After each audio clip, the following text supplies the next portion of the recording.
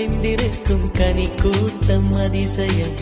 வண்ணத்து பூச்சி உடம்பில் ஓவியங்கள் அதிசயம். துளை செல்லும் காற்று மெல்லிசையாதல் அதிசயம். குருநாதர் இல்லாத குயில் பாட்டு அதிசயம். அதிசயமே அசந்து போகும் நீ எந்த அதிசயம்.